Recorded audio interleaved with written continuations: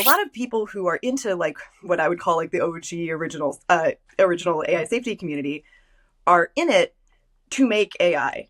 Like, but just they have noticed that there's a problem that you can't just make any AI, that it could be very dangerous.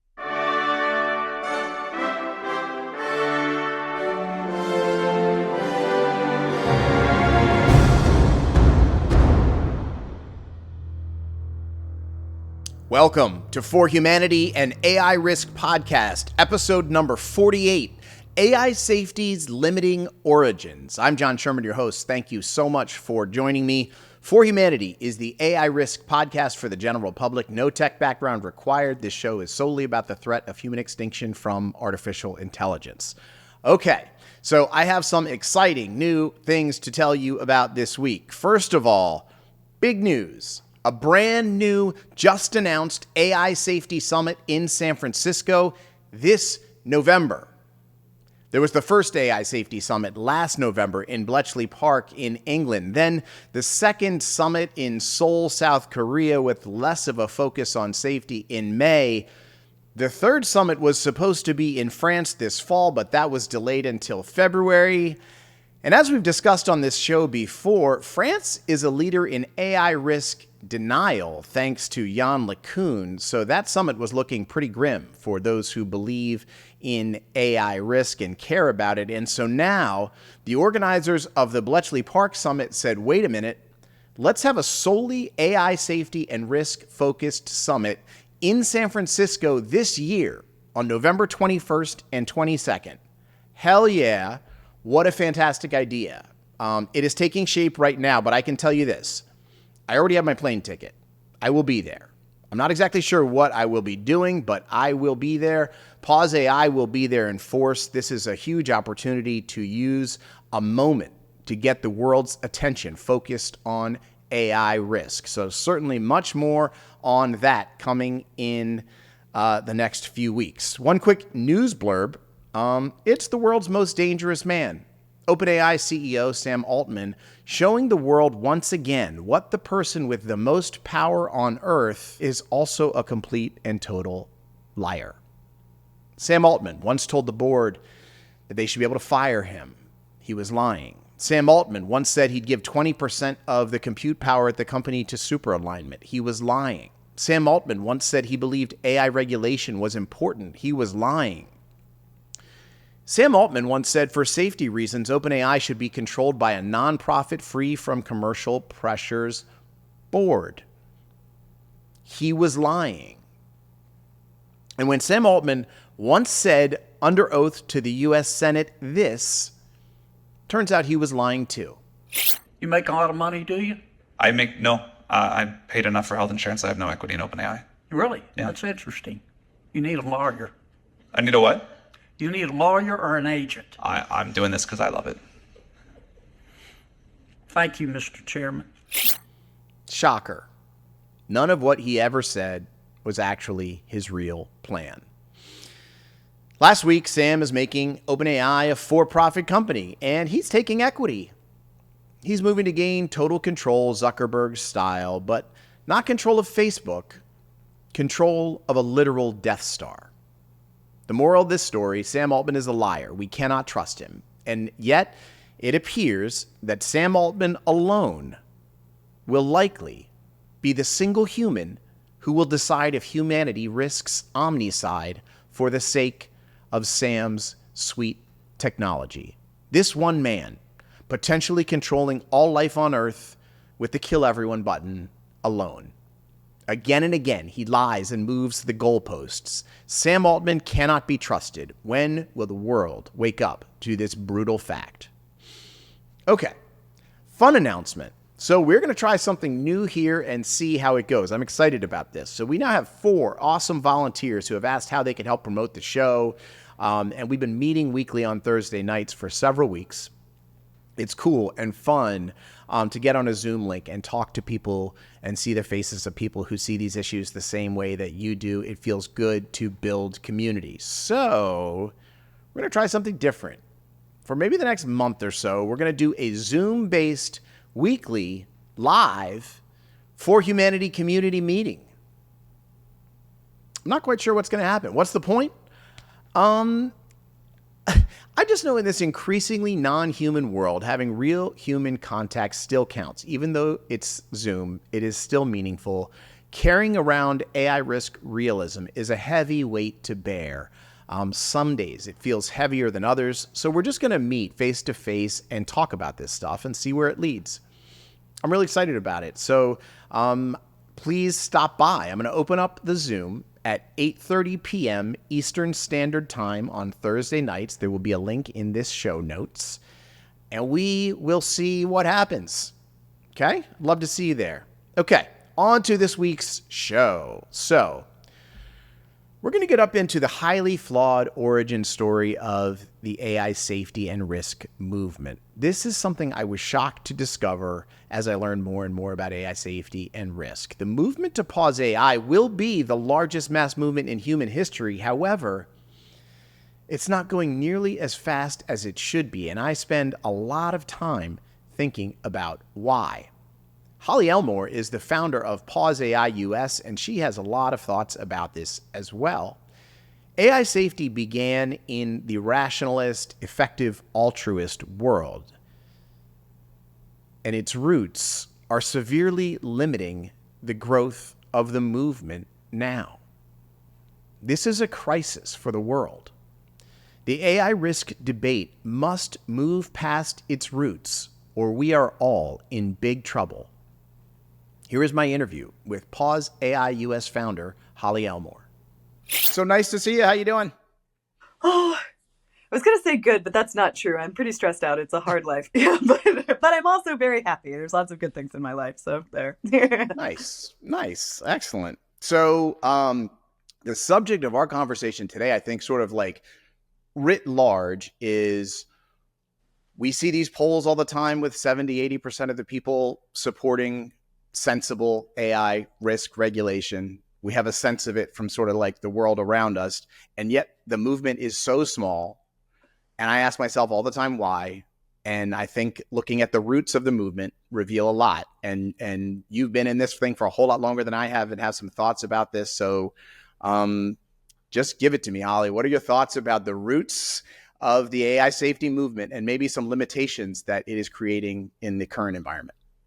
Yeah. So first, I'll start. My introduction to AI safety was around 2013, 2014. So it was the beginning of grad school, and I was pulled in, sounds a little sinister. I was excitedly entered effective altruism because it covered a lot of things that I was already interested in. Like I was already an ethical vegan, an ethical utilitarian, and there were lots of things in EA that made a lot of sense to me, like animal welfare stuff and using sort of economic thinking to figure out how to do the best we can with what resources we have, how to prioritize things that, it's kind of like taboo to think about prioritizing good.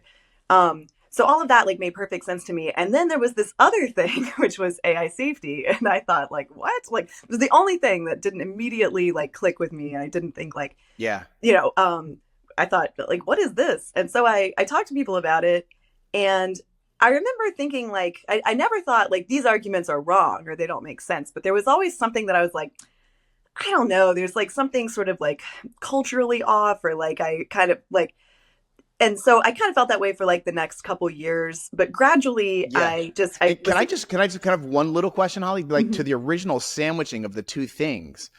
Like, is it all because of Eliezer Yudkowsky and sort of the being at the root of this? Like, why did AI safety get in the bucket of EA stuff to begin with?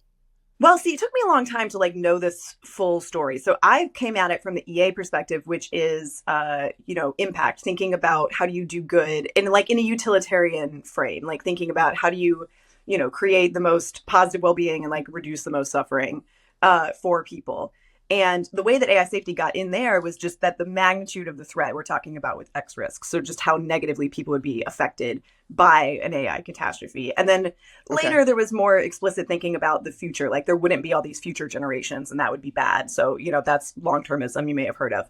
So, and then on that. All right, I'm sorry. Continue. Yeah. Yeah. On that calculus, AI safety, wins by a mile because we're talking about the possibility of extinction, as opposed to just a lot of people suffering, but like there is still a chance that the future goes on to be really good for humanity.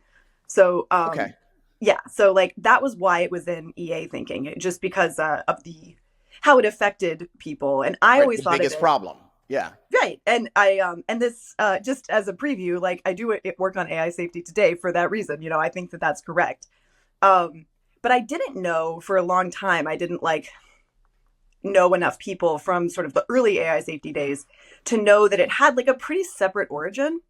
So like I knew about Eliezer, and I knew that like people really, really looked up to him and thought he was like the smartest person ever. and but I didn't know that. So the way that Eliezer started thinking about AI safety was at first by being into the singularity. So having the goal of making an artificial intelligence that would bring us into this new era of abundance and prosperity. And it's called the singularity, like for historical reasons. Like the name was given because it's like the point at which like sort of normal history ends Yeah. and new history begins. And you sort of can't like continue, you can't like draw a line between what happened in history and like the forces up until then and this new era where of abundance that's like enabled by an artificial intelligence. So Eliezer's org is now called Machine Intelligence Research Institute. It was originally called, when he founded it, it was called the Singularity Institute. And it Yeah. was about bringing this world into being. And in his thinking about that, he realizes that there's this problem that he and others call the alignment problem, where you can't, if you make this intelligence, how do you communicate our goals? How do you make sure that, the whole point of it is to make something that is more capable than us, that can do things that we can't do, like, Yeah. create a utopia for humans. And, Sure. but how do you know in that gap between your abilities and its abilities if it's doing what you want or what you would do? Or like, does that notion even mean anything? Right. Or what's of What would you benefit to do if you? you were a Like, different yeah, what's person? in your interest? Sure. Yeah. Exactly. So that thinking never really left a lot of AI safety. So there's people like me who are introduced to it through effective altruism who think of it as avoiding existential risk. That's the issue. But a lot of people who are into like what I would call like the OG original AI safety community are in it to make AI. Like, but just they have noticed that there's a problem that you can't just make any AI, that it could be very dangerous. Mm. Um, so that attitude has carried forward. So fast forward in my story, I worked on other things. I worked on animal welfare. I was a PhD student in biology. I wasn't like super into AI safety, and during those years, technical AI safety and working on alignment. So the proposition there is we're going to build AI, but we're just going to make sure that it does what we want. And we're going to find some way to solve that problem. That was really the only solution that was being talked about. But last year, in 2023, Future of Life Institute put out this letter asking for a pause in frontier AI research. And it really opened my mind. So at the time they put out this letter, Eliezer wrote an article saying, we need more than a pause. We need this to stop, and we need to use government to Yes. do it. And Yes. so That article is Eliezer, that article was my entry to this whole world. That one Time basically, me magazine article. too. Yeah. And then the other thing that came out were these polls showing that depending on like the exact form of the question, like something like, 60 to 70 to sometimes in one case, I think 80 something percent of people agree with things like there should be regulation for AI. And so in all of those years that technical AI safety had been the big thing and working on alignment, I had asked, like, why don't we try to talk about this with the public? Like, why doesn't anyone do that in AI safety? And the answer that I received was, well, the public doesn't get it. You sound crazy, and then there you've blown all your capital that you could have used for solving the problem. Or they're like, well, if we tell the government about this, all they're going to want to do is turn it into weapons. And so we can't do that. So there were a couple answers that I got. But when I saw these polls, I was like, wait a minute, like we are in a new era. Like people clearly do get it. And they have a Yeah. sensible solution in mind. Like they like the idea of just waiting until it's safe or giving ourselves the time to figure this out. And from there, when I started, well, I might as well tell the whole story. So I like I said, I had another job. I had a good job, like a cushy think tank job, working on animal welfare. And I had moved to the Bay Area not that long ago. And so I just started going to lunch with people and asking them, like, so what's wrong with pause? Like, why isn't pause a valid solution? Like, this seems really promising to Yeah. me. And I just Yeah. over and over again this was becoming like another full-time job. It was like doing stuff like researching this and talking to people about this for like 40 hours a week in addition to my job. And I just kept getting these answers that I thought were like not very good. Like, so some people would say, well, I'm just not going to work on that because I don't want to, because I do technical research, which, like, fine, there's still room for both. But it wasn't very satisfying as to like why other people shouldn't work on pause, or why like open philanthropy shouldn't like put out a call for proposals on something like pause. Or there was a field of governance, AI governance, that existed like in this community already, but I found out during that time that it's not what you would have thought. Like, they weren't just ready with draft legislation or like ways you would actually enact a pause, or regulations that they wanted. It was much more like academic and like meta than I realized. Like, surveys of what people think in the field, and like, and strategic analyses of like what possible things like could work that are out of date in like 6 months. Like, that was, so there wasn't much there as far as governance. Yeah. I guess policy, AI policy, didn't really exist.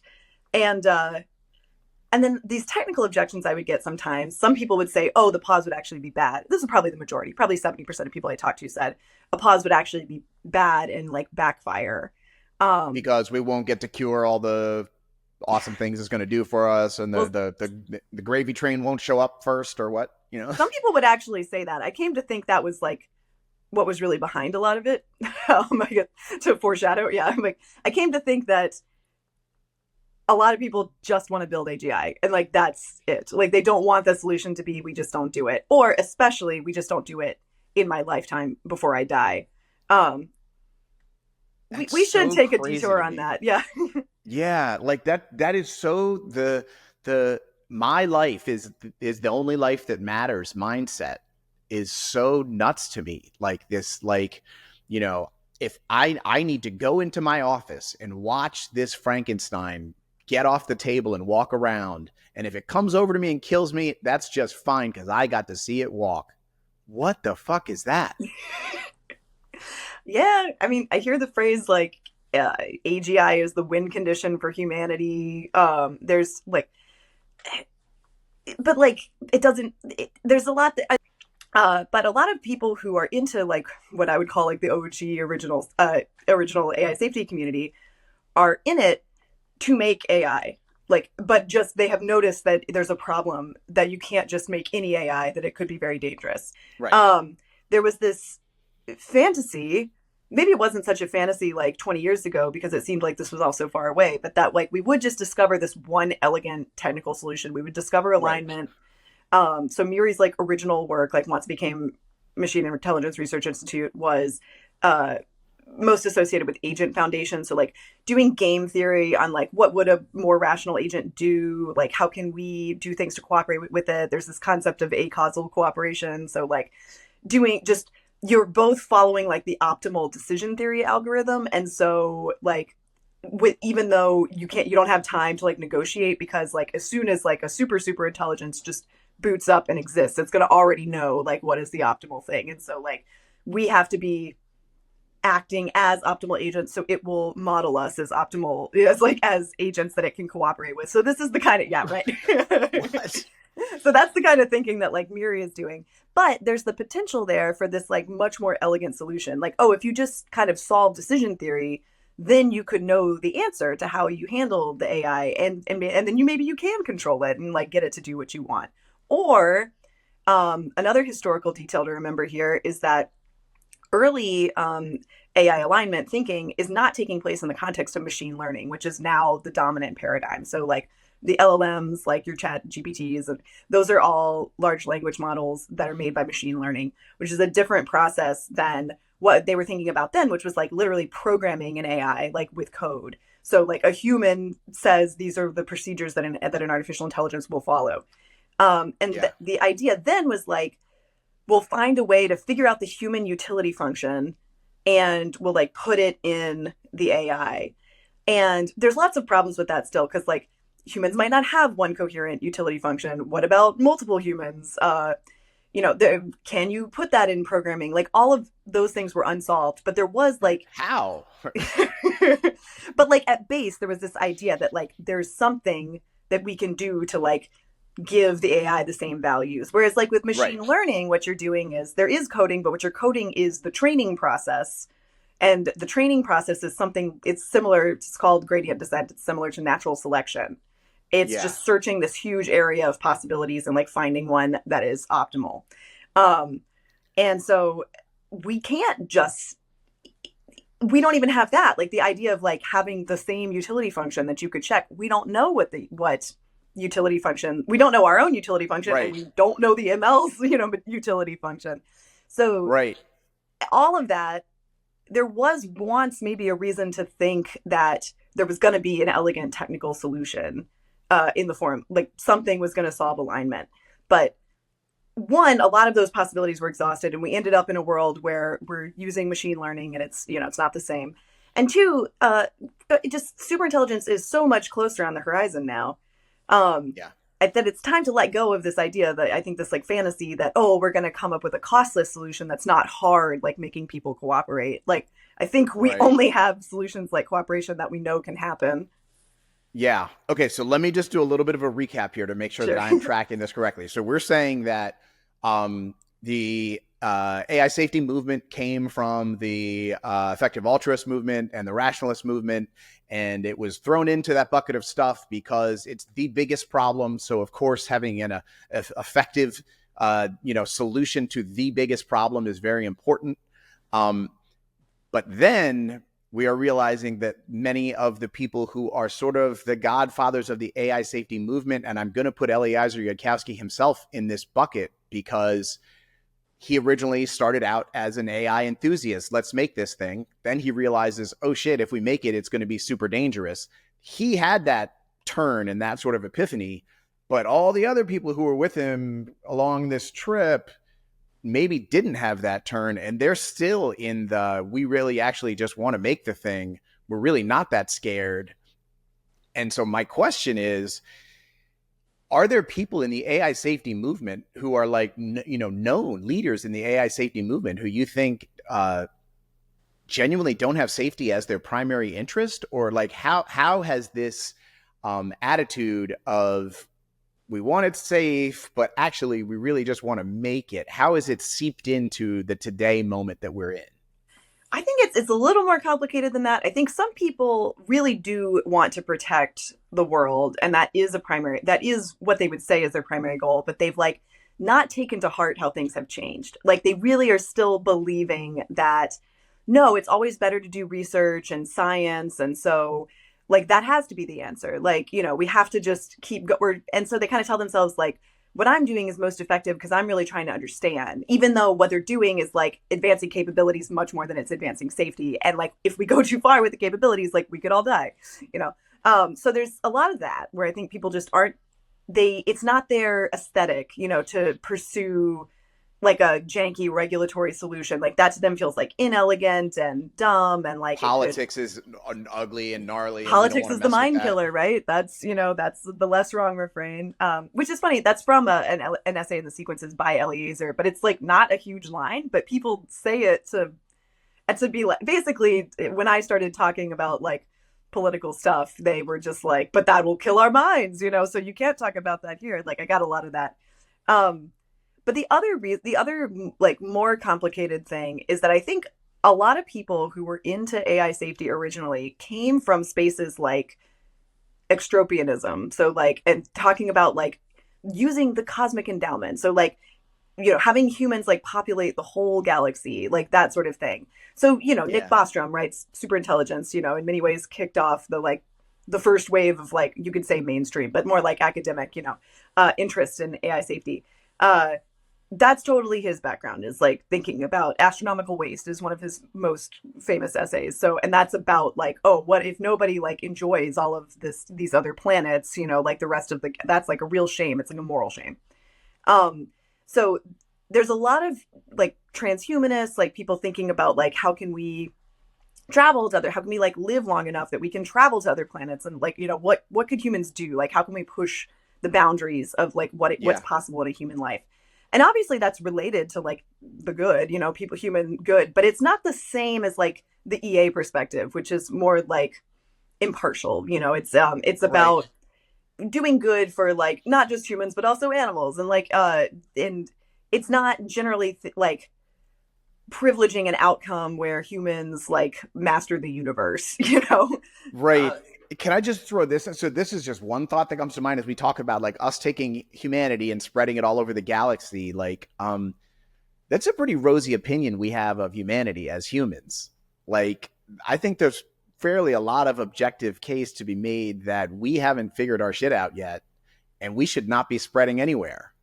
Like, it is a you know, pretty it's strong take, yeah, that like what's good is for us should be good for the galaxy. Like it's like we have a restaurant. It runs okay, but not that well, and we're going to open 1,000 franchises and base them off this kind of okay performing, maybe kind of okay restaurant.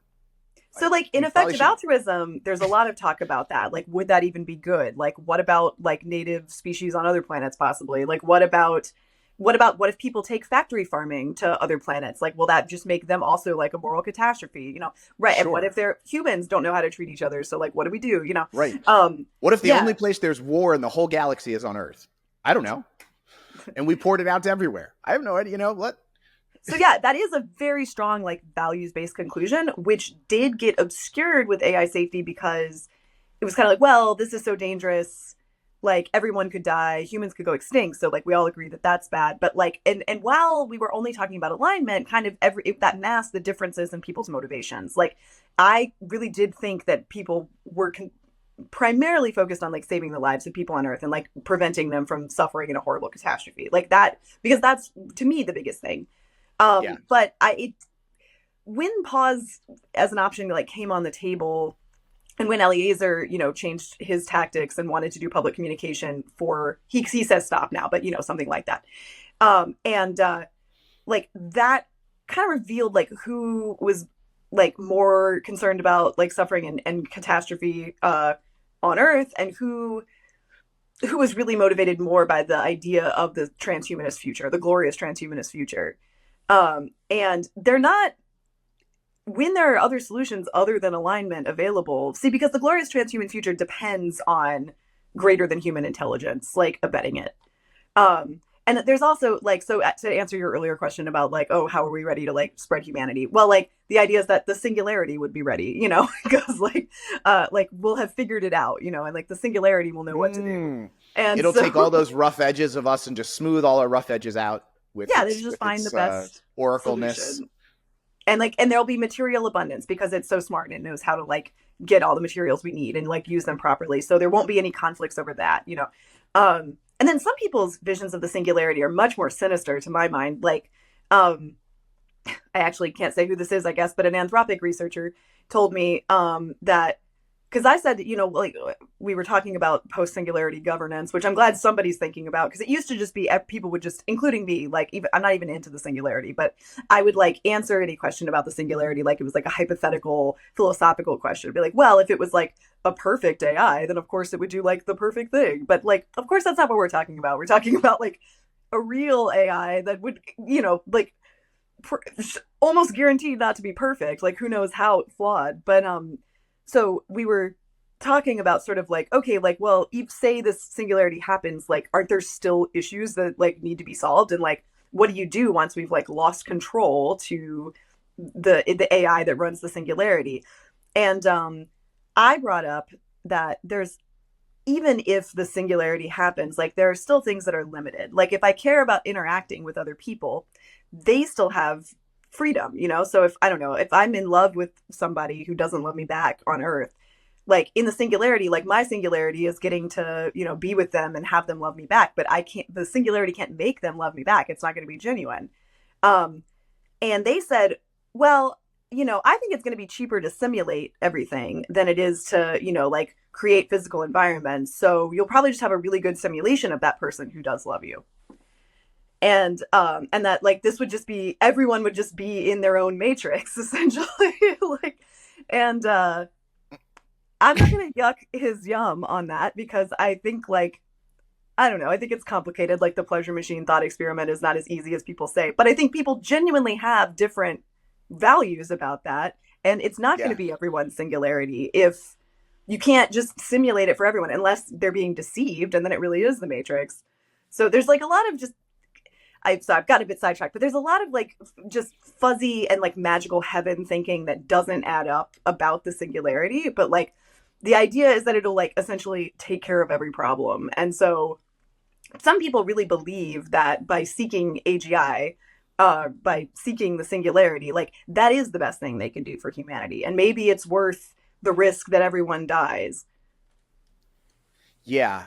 I wonder at those times, like the people that think that, is there something in their personal makeup that makes them the way they are? And is there something in our personal makeup that makes us the way we are? Like I spend a lot of time thinking about why the switch goes on with AI risk for someone and for someone else it's just easily dismissed. And I just can't figure out what it is. Do you have any thoughts about like, is there something about the way people are, the experiences they've had, that they are a natural candidate to dismiss or to accept this situation we're in?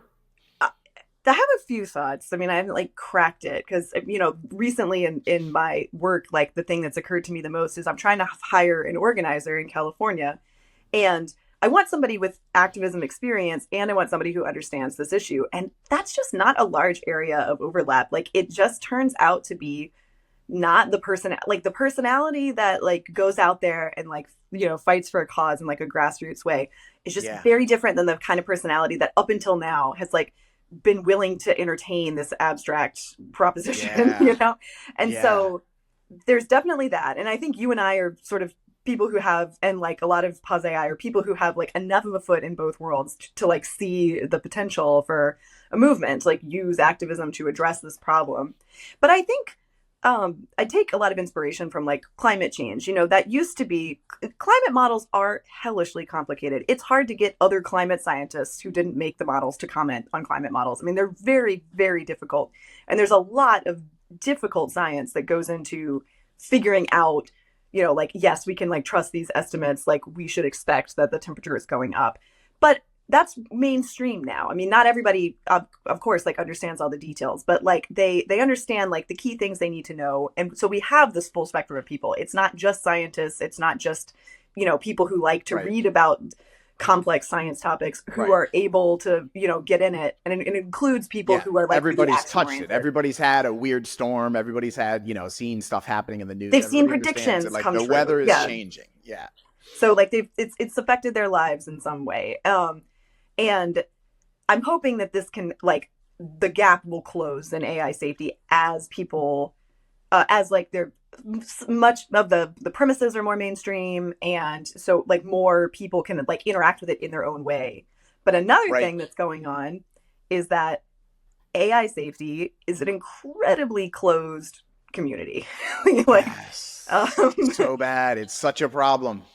It's serious. I mean, so I've like pretty much always been accepted because I was like a big EA organizer at Harvard. Like people trusted me to like be abstract and like get it. Oh yeah, you got lots of boxes checked on the list. But like I like still feel alienated very often from that community. And I felt especially alienated since I started to do activism for AI safety. I expected that people would just be excited that there was this new option, for moving ahead and saving everyone's lives, because people had been talking a big game about saving everyone's lives. But then it turned out that a lot of people, I think that it turned out it was a little more complicated. Like what they're really looking for is like the glorious transhuman future. And they don't want to go extinct before that happens, but like they're willing to accept a lot more risk. And they don't want to do things that close the door on AI development for any period of time.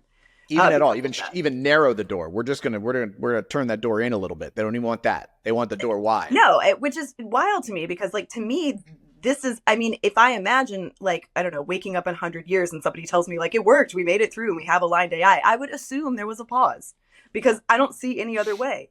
Like, the pause is supposed to be so that there's time for safety research to happen. So, but yeah, so there's and then there's like this different aesthetic, which has become, so the flip side of like finding it really hard to get an organizer who like understands AI safety is that people now, to their credit, I did, a lot of my early protesters were like rationalists. They were so uncomfortable with protesting. Oh Right. my God. They just, like, it was just so not their thing. Like they hated it. And I would get like, I got like a panic text in the middle of the night before my first protest that was like, I disagreed with literally one sentence in the reams of material that I wrote for that protest. And so I don't know if I can come. And like, and they thought, I don't know, there was like a whole different mindset. Like what I came to realize that, like, for them, the documents associated with the protest were central, whereas for me, the protest action was like the central thing. And so they wanted to have the opportunity to like edit and comment on like every protest document, and they wanted to like fully endorse it and like put like their like Right. sign it in blood, like before they Right. and like Perfection. and yeah, and it's just such a different mindset than activism, where like, I mean, also like members of the public generally understand, like, I have people see a flyer and come to a protest, and they don't know everything that I said about the protest, but they know that they generally Right. agree, and like, Right. We're not a detailed people at this point. As citizens of the globe, we're not a detailed people. We take a simple message and just run with it. But so like we have the guys over here, the EAs that started it off, and then we have our action oriented Pause AI group that has come in, right? So this is the origin. This is where it is now. My question is, do these guys really have the ball anymore at all? Like, why does Pause have to deal with these guys at all when they're a tiny group, and like the real people we want to talk to are not them, it's the world beyond them? well, the rationalists would want me to say that they started it and EA took it from them, and a lot of people are like salty still because EA got involved in AI safety, but they like the money.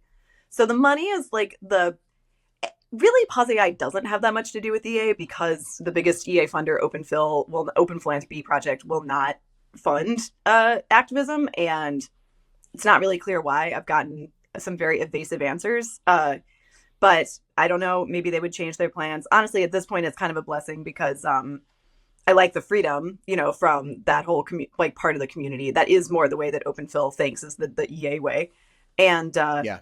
and also they have a bad reputation, so people think of them as like a shady organization, which is not fair, but Andreessen Horowitz, A16Z, is like really come after Open Philanthropy and like tried to make it look like AI safety has these like well funded dark roots, which is like Outrageous. Yeah. Open Phil is Dustin Moscovitz's fortune from Facebook. So like it's got money, but it's like one such organization. It's not like a bunch of venture capitalists like Andreessen Horowitz. I mean, to anybody who's saying people are spending a bunch of money on AI safety, where does anybody see this money appearing in media or anything around them? That's, like when people spend money to communicate about activist ideas, you see things. I don't see anything. No, I think that they believe that, like, when Sam Altman last year was like saying a lot of those lines, that like because they're similar, like that means that like they were all in cahoots. And to be fair, Open Philanthropy does have a tie to the early history of OpenAI and to Anthropic, really an ongoing tie to Anthropic, because Anthropic was like, I believe when Anthropic was founded, Holden Karnofsky, who was like the head AI person at Open Philanthropy and for a long time the CEO, was living with his girlfriend, who he then married, Daniela Amade, and her brother, Dario Amade, who was the CEO of Anthropic. So they have very similar AI worldviews over many years of like living together and closely collaborating. And of course, like Daniela and Holden are married, with children. But so there are a lot of ties between Open Philanthropy and the AI companies. But to think that like they control what's going on, I think that's pretty laughable. I think Open Philanthropy had the wrong idea that it had any stake in what was happening for far too long. So they had a role to play in the board ouster at OpenAI, because they own two of those board seats, or one, but two of the people on there, Helen Toner and Tasha McCauley, who were referred to as like the EA board members, who were blamed for the ouster, even though we don't really know what happened. It does seem like we have evidence that Sam was targeting Helen and trying to like get Helen removed. But so that is like they're connected, but it's that's like the biggest EA funder, and I don't think that their influence is shady. Even though I Right. disagree with their strategy and I'm annoyed that they wouldn't support my strategy, it's not fair to say that their strategy is shady. Right. And I mean, so, I am of the belief that the movement to pause AI is going to be the largest mass movement in human history. But shit, it's taking a long time. Like the curve is like not curving. We're on this very flat growth line.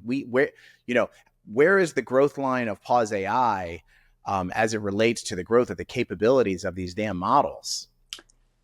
I I really don't know. The only thing that I'm pretty confident is true, but it feels like I can't explain all of it, is that there's just such a divide between like tech culture and activism culture. Like, and I keep, this could be code, but I keep telling myself, like, if we just get to like escape velocity with the size of the protests, where it's much easier for people to casually join and not feel like I'll definitely be in pictures or something, like I don't feel like alone here are exposed, then like we'll get a lot more walk-ons and it'll like be more of like a genuine like grassroots movement, and which is why I just keep trying with my small protests. But Right. it does Here's seem I like in tech nobody protests. Like my 35-person protests at OpenAI are treated like this huge deal in like tech journalism, which is crazy because you go to DC, there's like 100,000-person march every day, but right. like it is, so it's been good for us as far as coverage, that our small protests like are significant in this world, but also like it just goes to show you like how contrary it is to like to the aesthetics of tech and the culture of tech, like to, and these are the people right now that get it or have a chance of getting it. Sure. So here, I think the issue is something else, and it's something that I have not figured out how to solve, and one of us in this movement needs to figure this out. And it's the fact that I was talking the other day with 4 or 5 people who are AI risk realists, and talking about how none of us have been able to convince anyone in our families that what we're doing is something that is real and so important they should get involved in it. And it's like, the people who know us and love us, who we already have credibility with, can't swallow this pill because the we're all going to die pill is just too fucking gnarly for most humans to approach, much less like accept, shift from acceptance to action. And so it's like, until you can convince your best friend or your sister or your brother or whoever, and I can convince my best friend and whoever, like, how are we going to do anything with strangers until we can convince the people closest to us? I do remember when my dad I think my parents, when I started doing this full time, like they wanted to be able to be behind me, they were motivated even to like figure this out. Yeah. But like the thing that changed my dad's mind and kind of like gave him permission to like switch sides, and because normally he'd be someone who's like, oh, everybody always thinks this time is different, like that, he thinks it's like wise to Yep. dismiss anytime somebody's excited, or kind of the like nothing ever happens view is like Yep. what's something I encounter a lot. But when Jeffrey Hinton was interviewed in the New York Times, like he was talking about misuse, and yeah, like he mentioned something about economic like harm that could happen, even if there wasn't an existential issue. And my dad was like, that's what I'm concerned about. I'm concerned about misuse, and like that was like his angle that he could kind of like make, Okay. vibe with. And my strategy with Pause AI has been that all of the harms matter, so like the reason that all of us, the people, that most of the leaders are in it is X risk. But all of these things, if it helps somebody to feel the reality of it, to like talk about something that's closer at hand, like absolutely. Like I also, for what, I do think those things matter. So say that we get lucky and somehow there never was a risk of existential risk. I don't know, like maybe like alignment by default is true or something like that. Yeah. Still, we're like still guaranteed to have certain problems. We're going to have certain societal problems that people are already concerned about. And then this is something that I knew from my history, as a vegetarian, that like when people become vegetarians for any reason, they're much more likely to care about animals after that. So if they become vegetarians for the environment, then they're much more open to like thinking about the arguments for why factory farming is an abomination. And it makes sense. They're not complicit in it anymore. They sort of identify more with vegetarians in general. And I think like that kind of facilitation process that makes it a little easier for people to just try on, like, okay, you have the data already, you have the information, but just like try on for a minute a world where like this keeps going. Like, what does that look like? And then that almost always, if people get really concerned about like job displacement, they like Yeah. very often go on to become concerned about existential risk. But it's, I guess you're like turning it into like four smaller pills, you know? Right. And I think that's true. Like, I think that is really true. Like, if you can, like, pill one is like tomorrow's going to be different than today. That's a big pill. Like, that, like, 3 to 5 years from now is going to be radically different from any other time I've experienced on this planet. Like, if you can just get to that in principle, you're sort of like in the mindset. When you said, 100 years from now, we look back and we figured out how do we do it. There's a part of me that's like, maybe there was a world where if everybody went nuts about job loss and didn't talk about X risk at all and was just like, are you fucking nuts? You're talking about 20, 40, 50, 80% unemployment with no plan for how to deal with this. Slow down. Like, are you crazy? Of course we're not going to end all jobs on Earth. That's nuts. We don't have a plan for that. Like, I just wonder if we're picking up the wrong tool. It's the scariest one, right? So we're like, I want to get your attention. I want to get you on board with this and make you like realize as quickly as possible. So bam, here's X risk. But it's like, what if job loss actually was the thing that would have worked? Interesting you should bring this up, because this is another big cultural divide between like me and Pause AI and the rationalists and a lot of EAs, is that a lot of them hate for you to talk about any issue other than X risk. And they'll insist that it's actually harming the cause, and it's diluting it, if you're going to talk about something other than X risk, which I think is just empirically just false. Like, that is not how communication works. Like, but there's sort of like moral beliefs, like among like, in the sequences, which is like the rationalist Bible, there's like an emphasis on like your true objection, or not saying stuff that is just like an argument that happens to be in your favor, but your true objection. And so like it's seen as like a bad move to just pile on like, oh, there's all these reasons. But in policy and in politics, it's great to have a bunch of reasons your policy is good. It's great to have, because even if it's not your argument, like there's people in the country that care about this, and that's important. We're weighing all of that. There is zero infrastructure around let's not have the software kill us. There is so much infrastructure around let's protect jobs. Like, one is a well-worn and they're not road. Contradictory, but that is what a lot of like rationalists believe. And that gets me into another cultural thing, which is I think hugely holding back like the original AI safety community from like, moving into a more public role and helping get the word out. It's libertarianism. So like it's sort of like tech gray tribe. Scott Alexander's called it libertarianism, where I don't know this, but just my suspicion, my headcanon, is that the reason that the sort of the less wrong account of how AI takeover happens, whether it's like slow or fast, it's part of what makes it difficult is that the story has to end in human extinction. It can't just be, it was really bad. It can't just be like society was upended. It can't just be even we ended up in a bad equilibrium. Like if it's bad enough, they'll usually consider that an existential risk. But like the story's a lot easier if it's just like, hey, like powerful machines, powerful in the way that we're most powerful, so like taking away our edge that has given us an edge over like the rest of the ecosystem for like millions of years. Like, it has to be that the AI would quickly be able to kill everyone. And like Eliezer has addressed this before. Like I remember seeing a tweet when somebody was like, well, like if everyone doesn't go extinct, like what's the big deal? And like why are you acting like that's no big deal? And he's like, well, because then one day our civilization could still reach the stars, like if we don't go extinct. So basically there would be time for us to correct and still have like the glorious transhuman future. So, and I think the reason, again, this is totally my speculation, but I hope it at least gives like a vibe of sort of the values that I am actually familiar with in this community.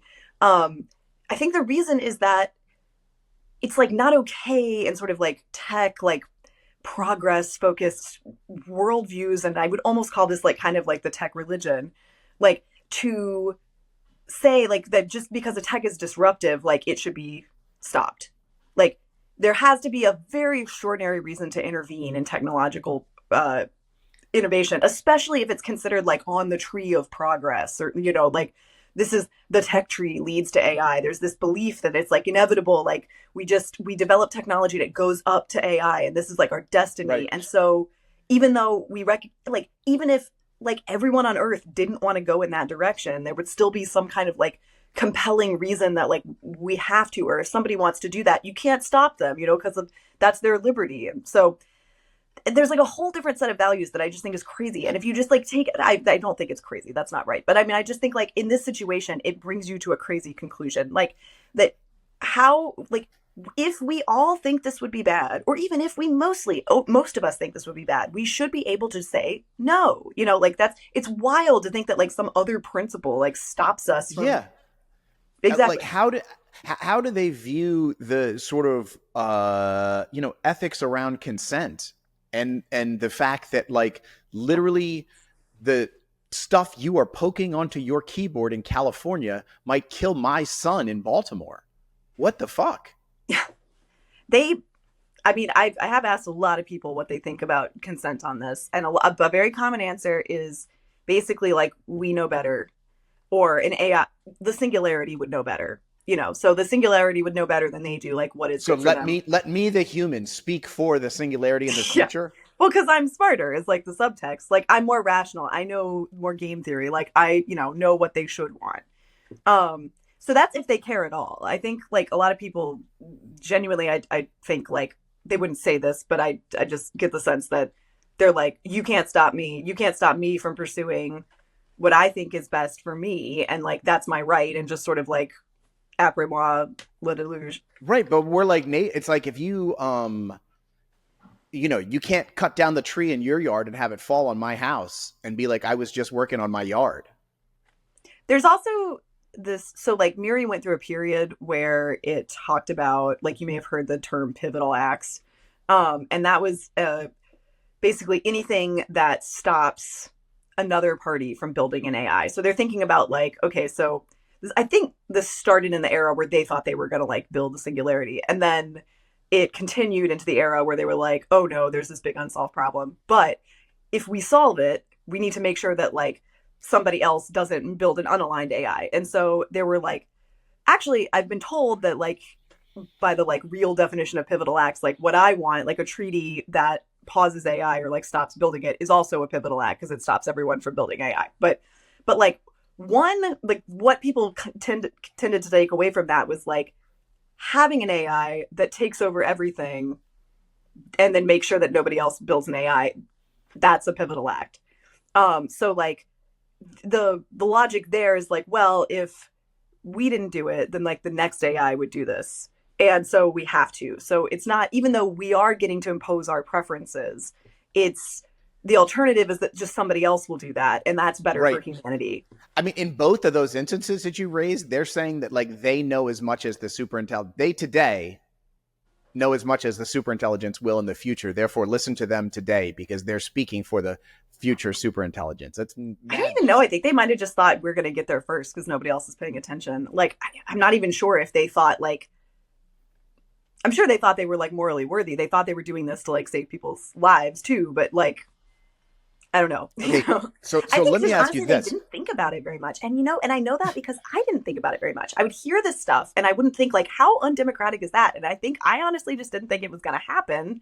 And so it seemed Right. like it was like LARPing, So how crazy is this, right? So like humans live in all sorts of different conditions. The most humans on the world live in pretty bad conditions. The few hundred or thousand people that are threatening the end of all humanity live pretty good lives. The dudes who want to check out are making like 900 grand living in California in 2024. These are the dudes who want to be put in a jar.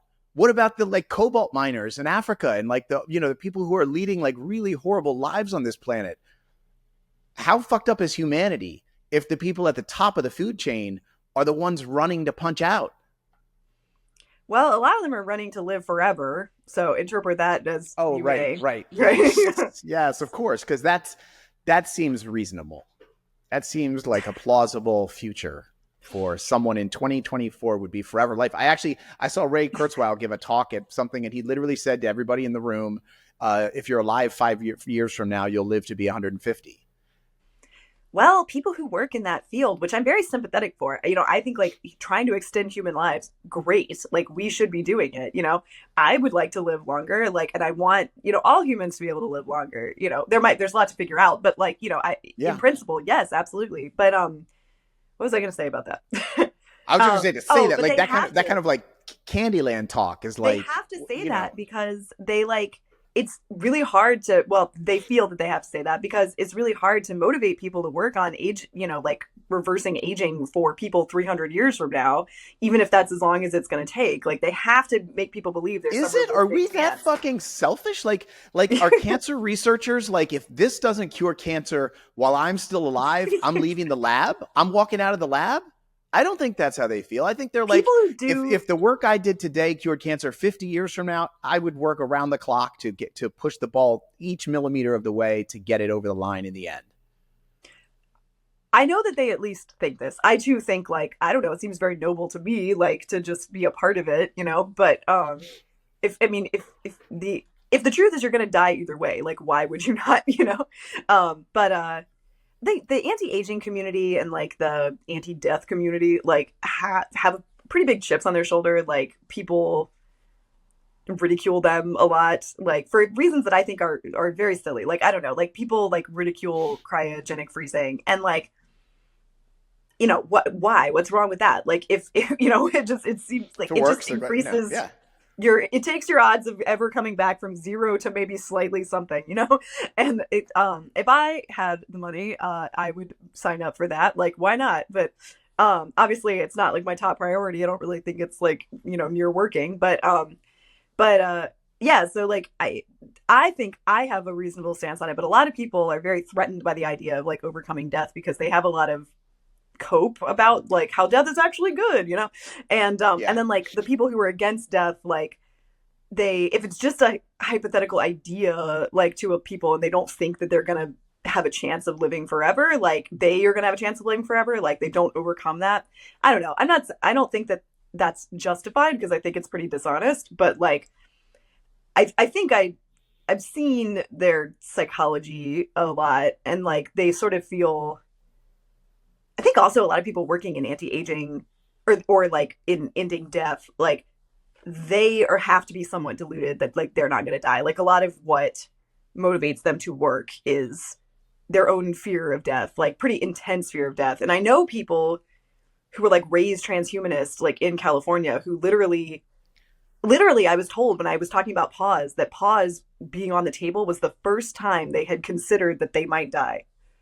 And like This is like none of these people must be parents. I have to believe that like when you become a parent, you make this decision that like I'm going to sacrifice my choices to port it into the future, into this future creation that is part me and I love more than anything else. And it's like this idea that I'm only in life for me, my generation, myself right now is so foreign, I think, to people who have kids. I have to imagine like I don't know what world these guys live in where it is me, California. now. No, well, It's it is unbelievable. interesting that you raise that because the world that like, like when you work at one of these AI companies, like that is the world they're in. They're in San Francisco, which is, you look, it's not unheard of to see children on the streets, but you just never see kids around. I live in San Francisco, by the way. I live in Berkeley, but and it's just like a playground for adults, and it's all about you and your job and your startup and like hustling and like that and your immortality projects, is what, like, I guess I don't know if that's like a super common thing to say anymore, but that's like a sociological term for building the pyramids or, like whatever big projects that Yeah. like are your legacy. And so like, yeah, like it's like AI is the immortality project for these people instead of children, you know? Yeah. I mean, it's like these accelerationists are not optimists. They're selfish assholes. Like, is that crazy? Like they're in it for themselves today, fuck tomorrow. I think with accelerationists in particular, or like EX, like people who have that label, what I've noticed, I don't engage with them very much. I mostly just block them on Twitter. I consider Pause AI's adversaries are industry, like it's a Yes. sideshow as far as I'm concerned. But Yes. Totally agree. but I have noticed with them that they seem to not really believe in the power of AI. Like they dismiss if you really get down to it. So there's people like Beth Bezos who like will say like basically it's fine if we're replaced, it's actually Right. good, and like that's how they like resolve all the conflicts. But a lot of EX, like if you ask them, like I did a debate with a self-proclaimed EX who's a councilman in Palo Yes, I Alto. saw that with Liron. You did Yeah. great. You did really well, Holly. Good job. Oh, thank you. Like he just kept saying again and again that like it's just not that powerful, the technology. So that's why we don't need to. It was about SB 1047. So we don't need regulation because it's like not that powerful. And a lot of Yeah. EACs like will say that, and then like there's this psychological subtext of like you can't be scared all the time. And it makes me think like, are you scared all the time, or like is this something that like is this something that comes up for you like that it's too scary to like imagine that there's stuff that could defeat us, and like we just have to like behave as if everything's great and will be great, and like we have to Yeah. be like Dr. Pangloss, like in order to, and that will like make it turn out fine. And like they wouldn't say this about something that they really believed was a genuine threat, like the roof on your house is going to collapse. Like, are you gonna like be optimistic about it, or are you gonna go outside, like they don't think that about AI. They like to LARP about it, but it's more like a like this is like our thing. We're internet people. We're like this is our like area. We're gamers, and so like AI is kind of something that like culturally like makes us feel powerful. But like, and so they'll talk about it like, oh, being so powerful and like it'll like solve everything, and that'll be like I don't know, it'll favor us or something. But they don't believe it. Man. I would love to see like a documentary or something that really just exposed that San Francisco culture for like this stuff that we're talking about that is just so out of step with I think the rest of the world and the country and just absolutely nuts. All right, Holly. So I always like to end on a little bit of optimism, and there's something you tweeted the other day that got my attention. I've actually been thinking about it for a couple of. I think about it at random times, and you tweeted that you obviously you are the founder of Pause AI US. You are very involved in AI risk and AI safety. But you tweeted that you are saving for your retirement. You are planning on having kids.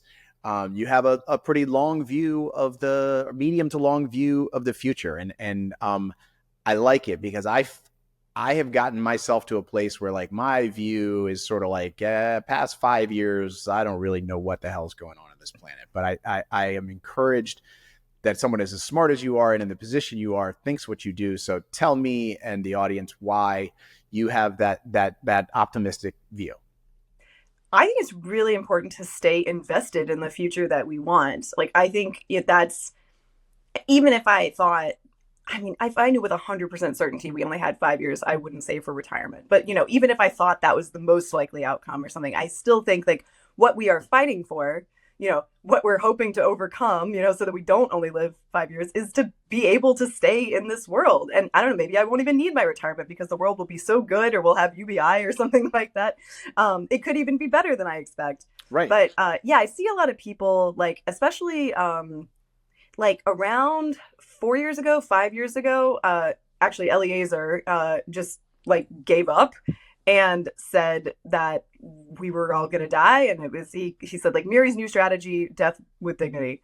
And so I saw a lot of people like kind of really get into that too much and be like, oh, I don't go to the dentist anymore because, short timelines, and I smoke more cigarettes because short timelines. And like, and I just thought like, one, like, okay, so what if you do live? Like, why would you like, like, why Right. wouldn't you like maintain your body, and be healthy? But like, two, like, that is so defeated. Like, if we're gonna do anything, like, we should remain invested in our lives continuing. Because I saw people becoming sort of invested in being vindicated as being right that the world was going to end like really Mm, soon. And what a counterproductive thing to do. So yeah, I'm like strapping in for this fight. I do see also a lot of activists who I think are going I to love it. burn out immediately with Pause AI because they're thinking that like it's going to be over in 3 years, or they just have to kind of like white knuckle it through. Like, I'm strapping in case we're still fighting this in 20 years. It's still going to be the most important issue in the world. Like, Yeah. it's if we're not dead, we should keep fighting, and we should have some in the tank to keep fighting. I mean, it's the only reasonable strategy. I love that. I totally agree. And I think that all that stuff is so real. Like thinking that you have a chance is important. Acting like you have a chance is important. If you walk around believing you're going to lose, you've already lost. And we got to demonstrate that to also, like, we have to show people, I think this is how we win, like, that we are confident in like making this happen, and that like we don't intend to go anywhere. We don't intend to let people take the world from Yes. us. Yes, that is so true. And like cause wise, politics wise, everybody loves a winner. Everybody wants to be on the winning team. So if like they get the vibe that this is a winning team, they're so much more likely to be attracted to it and come on board than if it's a team that, everybody's looking around like, shit, are we losing? Like, no, Or it's almost kind of like, I don't know, they'll feel like they won in some way if they find out we are actually dying in a short time. Like, we don't need to be invested in that. Like, we need to keep our eye on like what we're trying to accomplish, which is not dying in a short amount of time, and we need to be ready to we need to act as if we like expect that to have a chance of working. yeah. Yeah. All right. Holly, I'll give you one more thing on the way out. If the one thing you would have people go do today, people are watching this, they're saying, oh my God, I want to get involved. I want to help. What's the first one most important thing you want them to do? I'm in the process of reorganizing, so actually now I'm like, what is that thing? I mean, Um, obviously, like, they can follow at Pause AI US for specific US updates, and from there they're going to get info on how to join a some new communication methods in the works. beautiful. All right, that's it. So follow Pause AI US on Twitter, and you will hear more about what Holly's up to around this fine country that we are going to convince about this stuff. I swear we are, Holly. We're going to do it. That's my intention. I'm in it for the long haul. I love it. So, what do you think? Can this movement break free of its roots? We need to. Please let me know in the comments. All right, don't forget, the first ever For Humanity community meeting live is going down Thursday night at 8:30 p.m. Eastern Standard U.S. time. I would love to see you there. We'll be doing it for several weeks, so if you missed this week, come next week. All right, in 2024, we don't know how long we have to live, so we live every day like it could be our last, and we end every show with something we call a celebration of life, just something that makes us thrilled to be alive.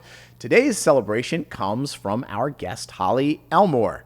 Holly has two pieces of media to celebrate life with this week. The first is a video clip. There will be audio for our audio listeners, and it is a crow winning a game of tic-tac-toe and celebrating. Знаю, это что-нибудь красное.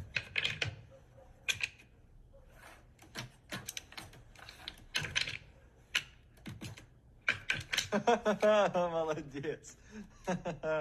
Умничка, умничка. Hey, who knew crows could play tic-tac-toe or even enjoy it?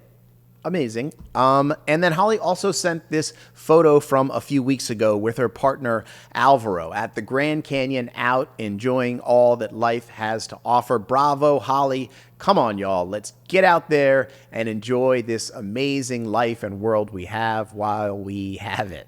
Okay, friends, please remember, AI risk is not someone else's problem. It is yours and it is mine. In the words of the late, great Margaret Mead, never doubt that a small group of thoughtful, committed citizens can change the world. Indeed, it is the only thing that ever has. For Humanity, I'm John Sherman. I'll see you right back here next week.